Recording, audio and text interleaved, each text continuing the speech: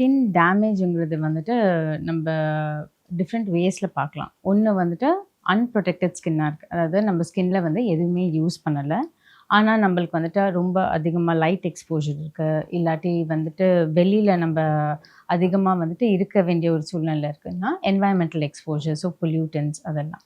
So இது வந்துட்டு unprotected skin, அதாவது நம்ம ஸ்கின்ல எதுவுமே போடலை, நம்ம முகத்தை கழுவிட்டு மட்டும் அப்படியே போகிறோம் அப்படின்னா கண்டிப்பாக இதனால் இருக்கிற பாதிப்பு இருக்கும். ஸோ என்ன பாதிப்பு நம்ம எக்ஸ்பெக்ட் பண்ணுவோம்னா, ஒன்று லைட்னால வர்றது வந்து ஃபோட்டோ ஏஜிங்னு சொல்லுவோம். ஸோ லைட்னால ஸ்கின் வந்து ஃபாஸ்ட்டாக ஏஜ் ஆகுறது.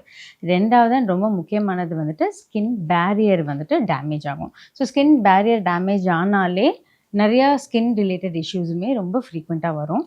அண்ட் நம்மள மாதிரி ஒரு ஊரில், அதாவது ஹியூமிடிட்டி வந்துட்டு ஹையாக இருக்கிற வந்துட்டு ஒரு பிளேஸில் வந்துட்டு பேரியர் ப்ரொடெக்ஷன் இல்லைன்னா கண்டிப்பாக டேமேஜ் இருக்கும். ஸோ நம்ம வந்து ரொம்ப எக்ஸ்ட்ராவகண்ட்டாக ஸ்கின் கேரில் வந்துட்டு இன்வால்வ் ஆகாட்டியும் பரவாயில்ல, ரொம்ப பேசிக்கான ஒரு மாய்ஸ்சரைசர் அண்ட் சன்ஸ்க்ரீன் இந்த ரெண்டுமே மட்டுமே ரெகுலராக யூஸ் பண்ணால் கண்டிப்பாக பேரியரும் ப்ரொடெக்டடாக இருக்கும் அண்ட் ஃபோட்டோ ஏஜிங் மாதிரி இஷ்யூஸையுமே நம்ம டேக்கிள் பண்ணிக்கலாம்.